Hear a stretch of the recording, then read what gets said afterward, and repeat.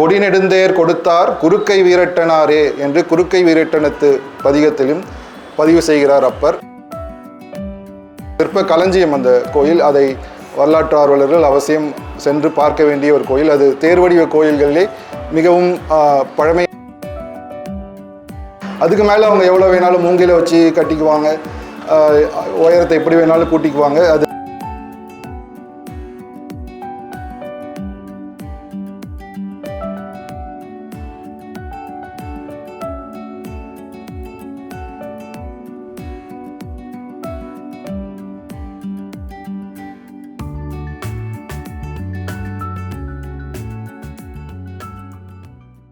வில்லியனூரில் உள்ள தேர்களை பற்றி அறிந்து கொள்ளுதல், அதன் கட்டுமானம், உயரம், அதில் உள்ள சிற்பங்கள் ஆகிய முக்கிய கூறுகளையும் இதற்கு பின்புலமாக தமிழகம் முழுவதும் தேர்கள் எப்படி உருவாகின, எங்கெல்லாம் தேர்கள் உள்ளன, வரலாற்று ரீதியாக தேர்கள் எப்படி வளர்ச்சி அடைந்துள்ளன என்பதையும் பார்க்கலாம்.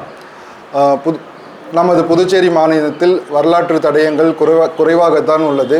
அதை பாதுகாக்க வேண்டிய அவசியம் நமக்கு எல்லோருக்கும் உள்ளது. ஐயா சொன்னார்கள், சண்டேஸ்வரர் சிலை ஒன்று பல்லவர் காலத்திய சிலை கோயிலிலே இருக்கிறது என்று. ஆனால் இப்பொழுது அது எங்கே இருக்கிறது என்று நம்மால் கண்டுபிடித்து பார்க்க முடியாது.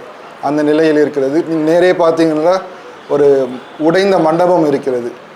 அது ஆரியாபாளையம் அந்த பாலம் இறக்கத்திலே இருந்த ஒரு 18ஆம் நூற்றாண்டு மண்டபம். அந்த சாலை விரிவாக்கத்தின் போது தேவையில்லாமல் அதை சுக்குநூறாக்கி கொண்டு வந்து இங்கு வைத்துள்ளார்கள். ஆக வரலாற்று சின்னங்கள் நம் கண்ணெதிரேயே அழிந்து கொண்டிருக்கின்றன. அவற்றையெல்லாம் பாதுகாக்க வேண்டும். அதை பற்றிய விழிப்புணர்வு மக்களிடையே ஏற்பட வேண்டும் என்பதுதான் நமது நோக்கம். ஐயாவின் நோக்கமும் அதான். ஐயா சுமார் 37க்கும் மேற்பட்ட நூல்களை எழுதியுள்ளார் புதுச்சேரி வரலாற்றை பற்றி. அவற்றையெல்லாம் படித்தால் நமக்கு புதுச்சேரி வரலாற்றின் முழுமையான பின்புலம் கிடைக்கும். வாய்ப்பு இருந்தால் படியுங்கள். இப்பொழுது நாம் தேர்களை பற்றி பார்க்கலாம். தமிழகத்தில் தேர் என்று நாம் தேட ஆரம்பித்தோமானால் முதல் தடயமாக பாறை ஓவியங்களிலே தேரின் ஓவியங்கள் நமக்கு கிடைக்கின்றன. சுமார் 3000 ஆண்டுகள் 4000 ஆண்டுகள் பழமையான மயிலாடும் பாறை கிருஷ்ணகிரி மாவட்டத்தில் உள்ளது. அங்குள்ள பாறை ஓவியம். அதே மாதிரி கோவை மாவட்டம் குமுடிப்பத்தி அங்குள்ள பாறை ஓவியத்தில் இரண்டுமே தேர்கள் காட்சிப்படுத்தப்பட்டுள்ளன. அது தற்கால கோயில் தேர்களின் அமைப்பில் அமைந்துள்ளது. சக்கரங்கள், அதை இழுக்கும் வடம் அவையெல்லாம் காட்டப்பட்டுள்ளன. அந்த தேரை சில வீரர்கள் வாளேந்திய சில இடுப்பிலே வாள் சொருகிய வீரர்கள் இழுத்து செல்வது போல வெண்சாந்து ஓவியங்கள் குமுட்டிப்பத்தியில் வரையப்பட்டுள்ளன. அதன் காலம் சுமார் 3000 ஆண்டுகள் இருக்கலாம் என்று தொல்லியல் ஆய்வாளர்கள் கூறுகின்றனர். அதற்கு பிறகு நாம் பார்ப்போமானால் சங்க இலக்கியங்கள். சங்க இலக்கியத்திலே நிறைய தேர்கள் பற்றிய சான்றுகள் இருக்கின்றன. நமக்கு தெரியும் பெரிய கதை அல்லது முக்கியமான கதை பாரி முல்லைக்கு தேர் கொடுத்தது. அது ஒரு முக்கிய பதிவு.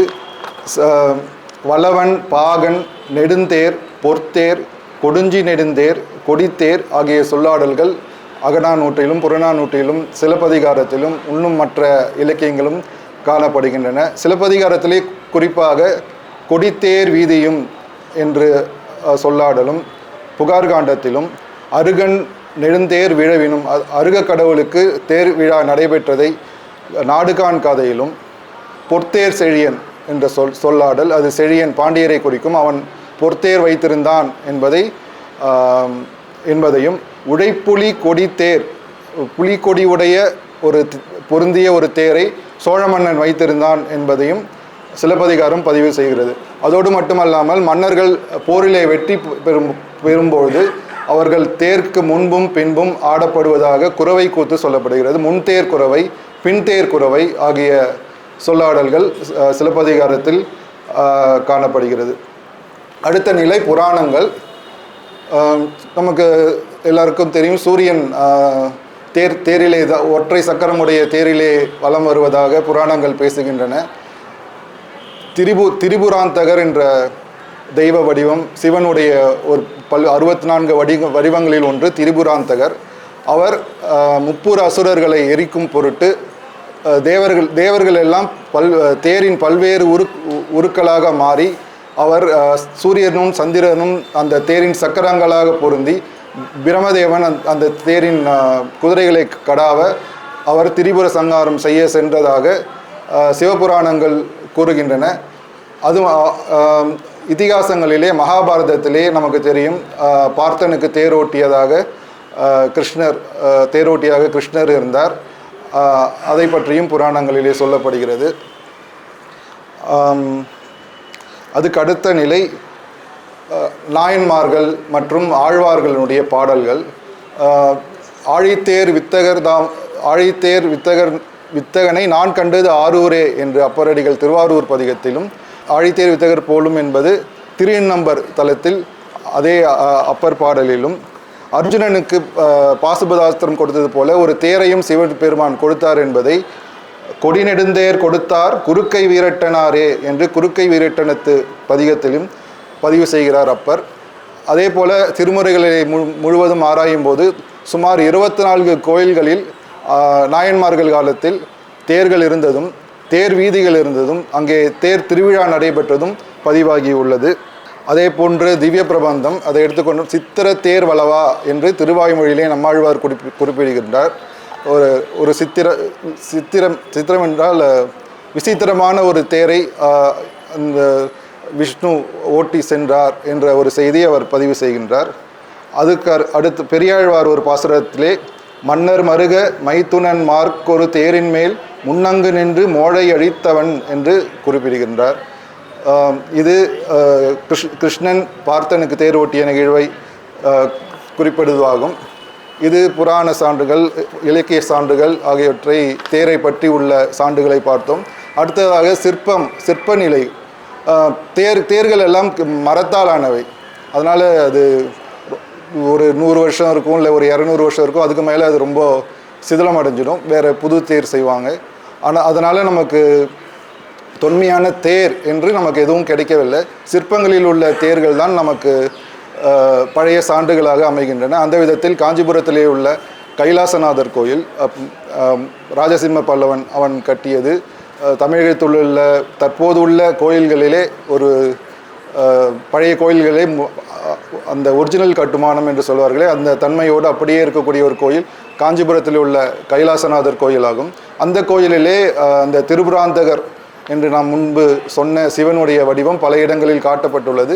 அதிலே அவர் தேர் மீது ஏறி செல்வதான சிற்பங்கள் அமைக்கப்பட்டுள்ளது.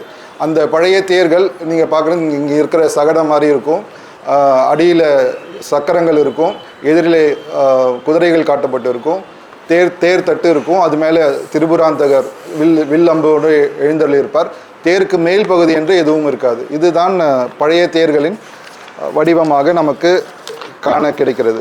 அடுத்ததாக சோழர் கால சிற்பங்கள். அதிலேயும் தஞ்சாவூர் ராஜராஜேஸ்வரம் பெரிய கோயிலிலே பல சிற்பங்கள் உள்ளன. அதிலேயும் தேர் அதே அந்த பல்லவர் காலத்து வடிவத்தோடு தான் காணப்படுகிறது, மேற்பகுதி இல்லை. தஞ்சாவூர் சாந்தார அறையிலே உள்ள உள்சுற்றில் சாந்தார அறையில் உள்ள ராஜராஜன் காலத்து ஓவியங்களிலேயும் ஒரு தேரும் திரிபுராந்தகர் சிற்பமும் திரிபுராந்தகருடைய ஓவியமும் காட்டப்பட்டுள்ளது.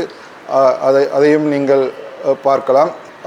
அடுத்ததாக பிற்கால சோழர்கள் இன்னும் கொஞ்சம் வளர்ச்சி நிலை அடைந்து தேர் வடிவ கோயில்களை கல்லால் கட்டினார்கள். இதில் கருவறையே தேர் வடிவ கோயிலாக இருக்கக்கூடிய இடங்கள் சில உள்ளன.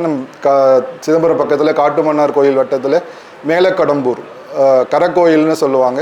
அது அடி முதல் கலசம் வரை கல்லாலானது, தேர் வடிவிலானது, சக்கரங்கள் பொருத்தப்பட்டிருக்கும். அதை குதிரைகள் இழுத்து செல்வது போல அமைக்கப்பட்டிருக்கும். மேலக்கடம்பூர் கரக்கோயில் அது தேர் வடிவ கோயிலாகும். அதில் அடி முதல் அந்த ஸ்தூபி வரை ஏராளமான சிற்பங்கள், அது ஒரு சிற்ப களஞ்சியம் அந்த கோயில். அதை வரலாற்று ஆர்வலர்கள் அவசியம் சென்று பார்க்க வேண்டிய ஒரு கோயில். அது தேர் வடிவ கோயில்களிலே மிகவும் பழமையானது அது என்று சொல்லலாம். அடுத்ததாக தேர் வடிவ கருவறை உள்ள கோயில் திருக்குடந்தை சாரங்கபாணி பெருமாள் கோயில்.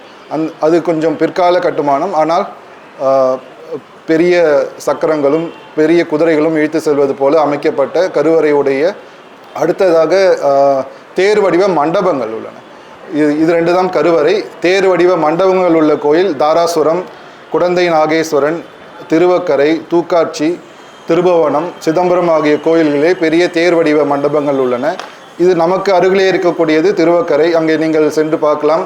உள் நுழைந்தவுடன் அந்த வக்கரகாளி அம்மன் சந்நிதிக்கு எதிர்ப்புறமாக ஒரு மண்டபம் இருக்கும். அது தேர் மண்டபம். அது சம்புவராய அரசர்கள் கட்டியது. அதை கட்டியவருடைய பெயரும் அந்த கல்வெட்டு செய்தியும் அந்த மண்டபத்திலே பொறிக்கப்பட்டுள்ளது. அதை கட்டியவர் அம்மையப்பன் பாண்டிய நாடு கொண்டானான கண்டர் சூரிய சம்புவராயன் என்பவர் ஆவார். இது சோழர்கள் அவர்களுக்கு சிறிது பிற்காலத்தில் ஆண்ட சம்புவராயர்கள் ஆகிய அரசர்கள் காலத்திய தேர் கட்டுமானங்களுடைய கோயில்கள் பார்த்தோம். அடுத்தது கல்வெட்டுகளில் தேர்கள்.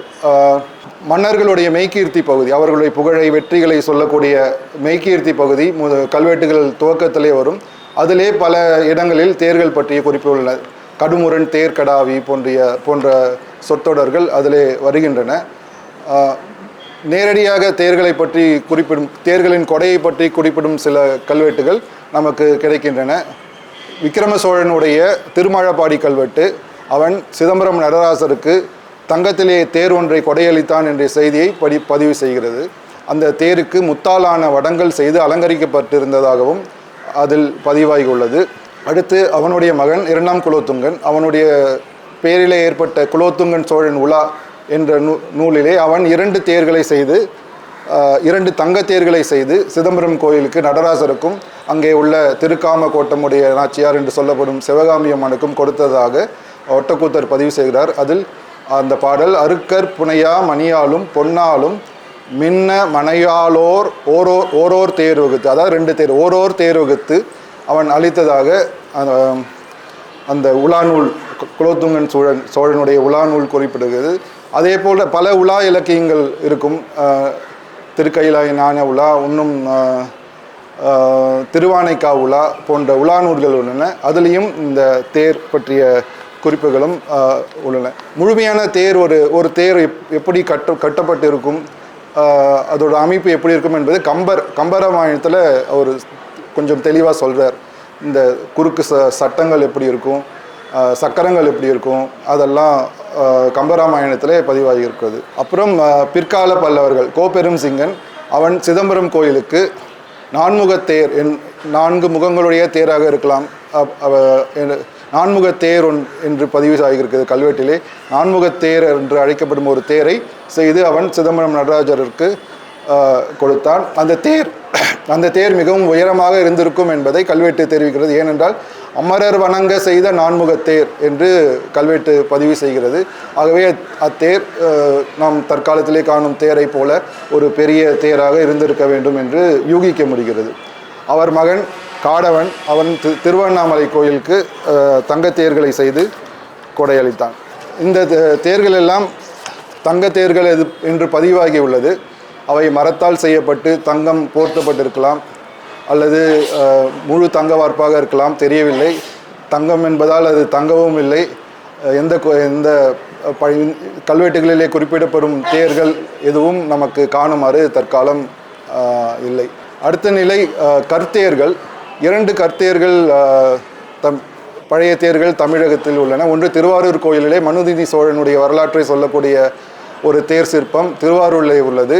இன்னொரு தேர் வடிவ, அதாவது தேர் மண்டபங்கள் அல்ல, ஒரு தேரே கல்லிலே செய்தது போன்ற அமைப்பு உத்தரகோசமங்கையில் உள்ள மங்களநாத சுவாமி கோயிலில் ஒரு கற்தேர் உள்ளது. இந்த 2 கோயிலிலே கல்லாலான தேர்கள் உள்ளன. இதுவரைக்கும் தேருடைய வளர்ச்சி நிலைகள் அப்போது எப்படி இருந்தன, அதனுடைய சான்றுகள் இவற்றையெல்லாம் பார்த்தோம். இப்போ தற்காலத்துக்கு வருவோம். இப்போது பெரும்பாலும் நாம் எல்லா கோயில்களிலும் காணும் தேர்கள் மரத்தேர்களாக உள்ளன.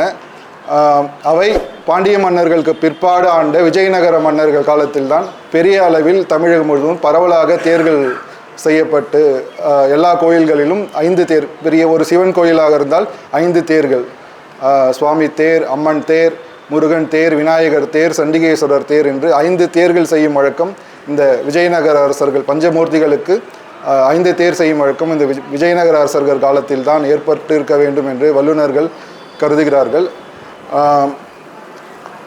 அவர்கள் தொடக்க காலத்தில் செய்த பல தேர்கள் எல்லாம் அழிந்து விட்டன.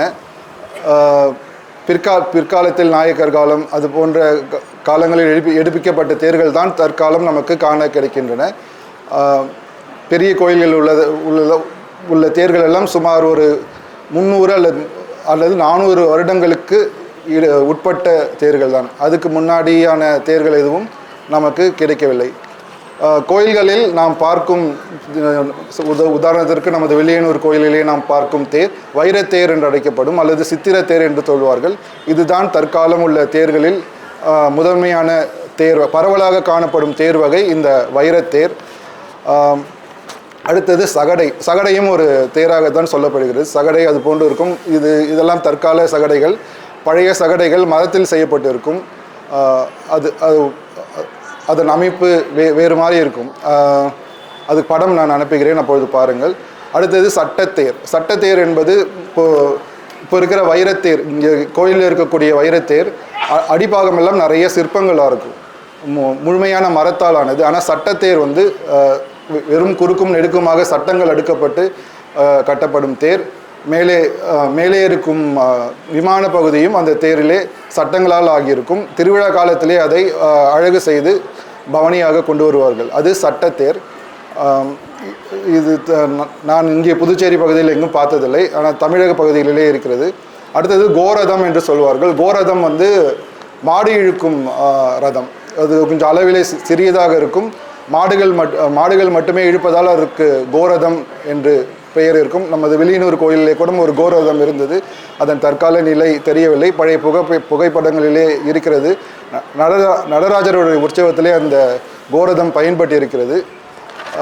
எனக்கு தெரிஞ்சு புதுச்சேரி மாநிலத்தில் வேறு எங்கேயும் கோரதம் இருந்ததா தெரியல. ஆனால் ஸ்ரீரங்கம், திருவானைக்காவல், நாகப்பட்டினம், தஞ்சை இது போன்ற ஊர்களிலே கோரதம் இருக்கின்றன. அதுக்கு அடுத்தது இந்திர விமானம் என்று சொல்லக்கூடிய ஒரு அமைப்பு உண்டு. அதுவும் ஒரு தேர் வடிவிலே இருக்கும். அடுத்ததாக திருமலை கல்வெட்டு, திருமலை கல்வெட்டு நிலைத்தேர் என்ற ஒரு தேரை குறிப்பிடுகிறது. அதிலே திருவேங்கடமுடையான் ஆகிய மலைக்குனியன் என்ற பெருமாள் எழுந்தருளி இருந்து அமுதுபடி சாத்துபடி நடைபெற்றதாக கல்வெட்டு தெரிவிக்கின்றது. அந்த நிலைத்தேர் என்பது ஒரு இடத்தை விட்டு நகராத ஒரு தேர் அமைப்பு என்று நம்மால் யூகிக்க முடிகிறது. திருமலையில் நிலைத்தேர் எதுவும் இப்பொழுது இல்லை. அடுத்தது கிண்ணித்தேர் என்பது எனக்கு தெரிந்து 3 இடங்களில் உள்ளது. புதுச்சேரி பாரதி வீதி காமாட்சி அம்மன் கோயில், கடலூர் துறைமுகம் பழைய நகரம் அங்கே உள்ள காமாட்சி அம்மன் கோயில், சென்னையிலே உள்ள காளிகாம்பாள் கோயில். இது 3 கோயிலிலே கிண்ணித்தேர்கள் உள்ளன. இந்த கிண்ணித்தேர் எப்படி இருக்குன்னா, நம்ம வைரத்தேர் மாதிரியே அடிப்பாகம் இருக்கும். மேலே உள்ள விமான பகுதி தேர் சீலைகள் பதிலாக கிண்ணிகளால் அலங்கரிக்கப்படும், வெங்கல கிண்ணிகளால் அலங்கரிக்கப்படும். அது கிண்ணித்தேர்.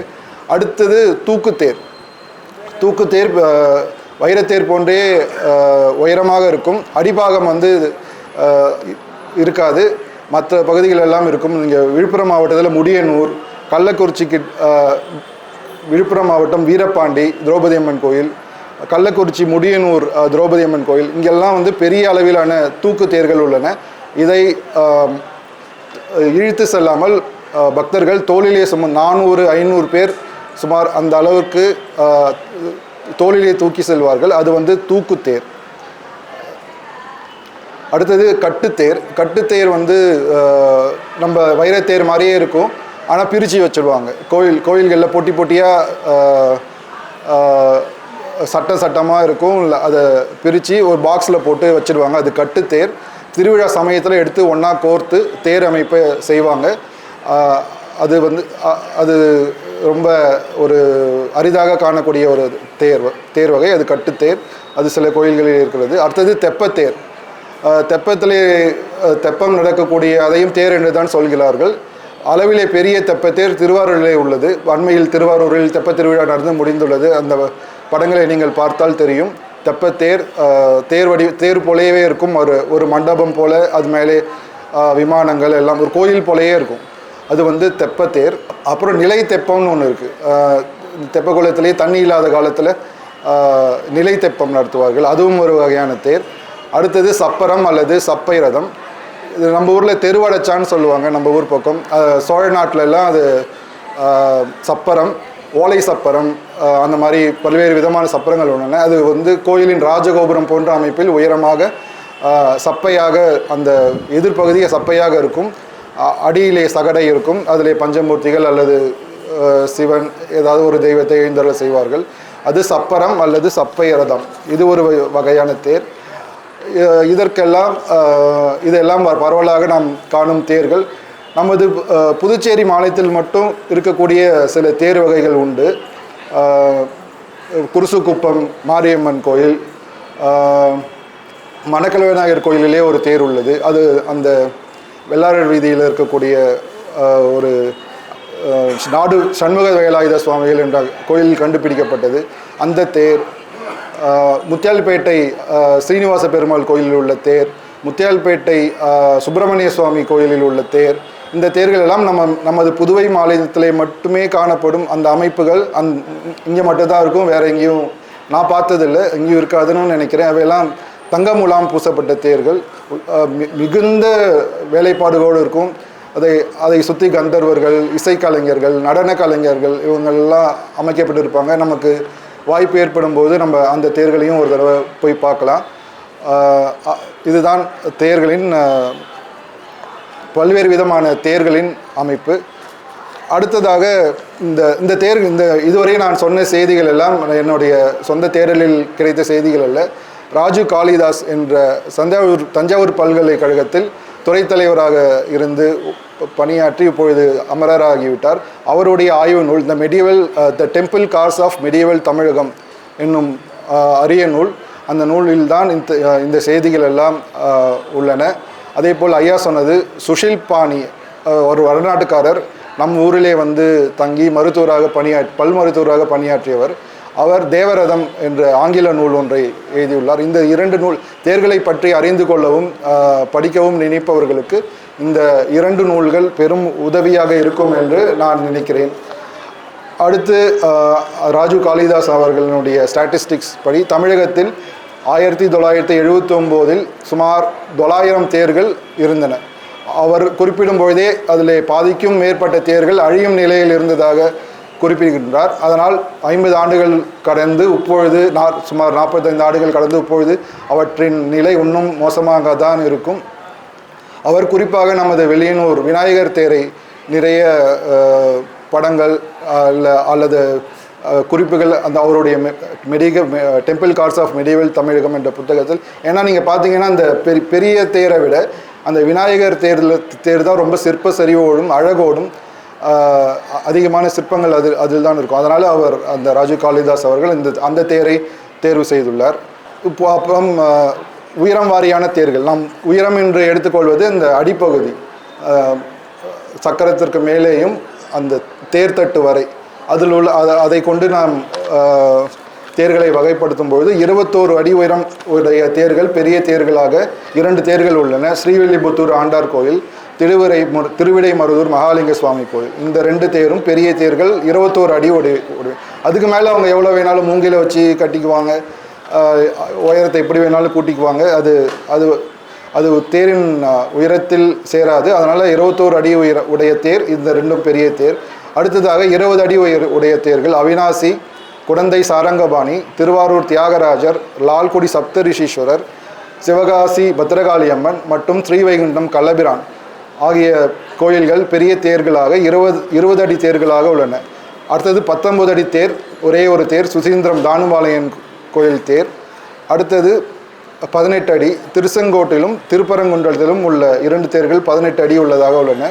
அடுத்த நிலை 5வது நிலையில் உள்ளது நமது தேர் 17 அடி.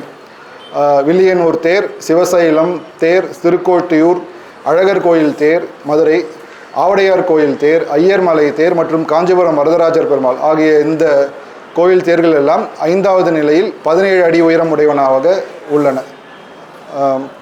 நமது புதுச்சேரி மாநிலத்தின் உயரமான தேர் இதுதான், பழமையான தேரும் இதுதான். அந்த தேரிலே அந்த தேர் திருப்பணி செய்யப்பட்ட வருடமாக ரிப்பேர் என்று எழுதி 1935 என்று தமிழ் எழுத்துக்களால் பொறிக்கப்பட்டுள்ளது. அப்போது திருப்பணி செய்தே 90 ஆண்டுகளுக்கு மேல் ஆகிறது என்றால் அந்த தேரின் கட்டுமானம் அதற்கு முன்பு ஒரு 300 அல்லது 200 ஆண்டுகள் என்று நாம் கொள்ளலாம். ஆகவே வில்லியனூர் தேரின் காலம் சுமார் 400 ஆண்டுகள் என்று நாம் வரையறுத்து கொள்ளலாம். அடுத்ததாக தேரின் பாகங்கள் ஐயா படம் காட்டினார்கள். அதிலே தேர் அடிப்பாகத்திலே சக்கரங்கள் இருக்கும், 6 சக்கரங்களுடைய தேர். அதற்கு மேலே உள்ளது உபபீடம். உபபீடத்திற்கு மேலே அதிஷ்டானம். அதிஷ்டானத்திற்கு மேல் மனிதர்கள் நிற்கக்கூடிய நரஸ்தானம், அந்த அர்ச்சகர்கள், இசைக்கலைஞர்கள், அப்புறம் அந்த உதவியாளர்கள், அவங்கெல்லாம் நிற்கக்கூடிய அந்த இடத்துக்கு நராசனம் அல்லது நரஸ்தானம் என்று பெயர். அடுத்தது தேர்தட்டு. தேர்தட்டின் மேலே தெய்வம் அமர்த்தப்படும். அது 2 நிலைகளோ அல்லது 3 நிலைகளுடைய கட்டுமானமாக இருக்கும். இங்கே இந்த பகுதி அதை தேவாசனம் என்று சொல்வார்கள். சில தேர்களில் தேவாசனத்திற்கு பதிலாக ஊஞ்சல் இருக்கும். சில தேர்களை நீங்கள் பார்க்கலாம், ஊஞ்சல் ஆடுவது போல தேர்கள் அமைக்கப்பட்டிருக்கும். அதன் மேலே உள்ள பகுதி விமான பகுதி, கொடுங்கை, கிரீவம், சிகரம், ஸ்தூபி ஆகிய பகுதிகள் இருக்கும். இது தேரின் அமைப்பு. தேரை திருவிழா காலங்களிலே தேர் ஒரு மூவிங் டெம்பிள், நகரக்கூடிய கோயில் அமைப்பு. அது கோயில் கருவறை எப்படி இருக்கிறதோ அதே போல தான் தேருடைய பகுதிகள், அதிஷ்டானம் முதல் மேலே ஸ்தூபி வரை ஒரு கோயிலின் கருவறை எப்படி இருக்கிறதோ அதே போல்தான் தேரும் இருக்கும். தேர் தயார்படுத்தப்படும் போது அது தேர் சீலைகளால் அலங்கரிக்கப்படும். அதில் தொம்பைகள் என்னும் உறுப்புகள் கட்டப்படும். தேருக்கு 4 வாயில்கள் இருக்கும். அது ஒரு கோயிலுக்கு 4 வாயில்கள் இருந்தால் அது சர்வதோபத்திரம் என்ற முறையில் சொல்வார்கள். அதே போல் தேர் ஒரு சர்வதோபத்திர அமைப்பு. அதற்கு 4 வாயில் இருக்கும். அந்த 4 வாயில்களிலும் துவாரபாலகர்கள் பொருத்தப்படுவார்கள். துவாரபாலகர்கள் பொருத்தப்பட்டு தேருக்கு வாழை மரம், கமுகு, பனை, பனங்கொலை, ஈச்சன்கொலை போன்ற மரங்களும் குலைகளும் தோரணங்களும் கட்டப்படும். இதெல்லாம் கட்டிவிட்டு தேரை ஸ்தூபியும் தேரின் ஸ்தூபிலே கலசமும் குடையும் வைத்து அதை புரோக்ஷிப்பார்கள். சம்புரோக்ஷனம் என்று சொல்வார்கள். அந்த மாதிரி எப்படி கோயிலுக்கு கும்பாபிஷேகம் பண்ணுறாங்களோ அது மாதிரி ஒரு எளிய முறையில் தேருக்கு சம்புரோக்ஷனம் செய்வார்கள் ஒரு தேர் திருவிழாக்கு முன்னாடியும். இதெல்லாம் தேரோடு தொடர்புடைய சடங்குகள். தேர் பெரும்பாலும் ஐயா சொன்னாங்க இந்த தேக்க மரம் என்று. மற்ற தேர்கள் எல்லாம் இலுப்பை மரத்தால் செய்யப்படும். ஏன்னா அதில் தான் சிற்பங்கள் ரொம்ப ஸ்ட்ராங்காக இருக்கும். அவ்வளோ சீக்கிரம் உடையாது. அதனால் இலுப்பை மரத்திலே தேர் செய்வார்கள். தேரோடு தொடர்புடைய நிறைய நம்பிக்கைகள் மக்களிடத்திலே இருக்கின்றன. கர்ப்பவதிகள் தேரை பார்க்கக்கூடாது என்று சொல்வார்கள். முற்காலங்கள் சில வருடங்களுக்கு முன்பாக தேர் புறப்படுவதற்கு முன்பு சக்கரங்கள் அடியே பலி கொடுக்கும் பழக்கம், ஆட்டை பலி கொடுக்கும் பழக்கம் அதெல்லாம் இருந்தது. இப்பொழுது அதெல்லாம் எங்கேயும் நடைபெறுவதில்லை. வெறும் ஒரு பூசணிக்காயை தான் உடைப்பாங்க. இது ஒரு தேருக்கு பலி கொடுப்பது என்பது ஒரு பழைய வழக்கு. அதெல்லாம் இங்கேயும் நடைபெற்றுள்ளது. பெரியவர்கள் சொல்ல நான் கேள்விப்பட்டுள்ளேன். இதுதான் தேர்களை பற்றி நான் உங்களிடம் பேச நினைத்தது.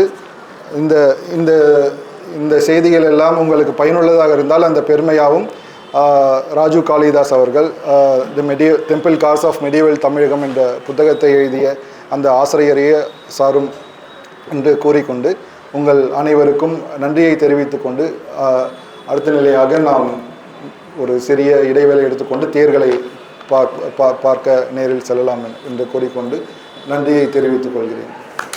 பாண்டி பாட்காஸ்ட் யூடியூப் சேனலை சப்ஸ்கிரைப் செய்யுங்க. ட்விட்டர், ஃபேஸ்புக், இன்ஸ்டாகிராமில் தொடருங்க.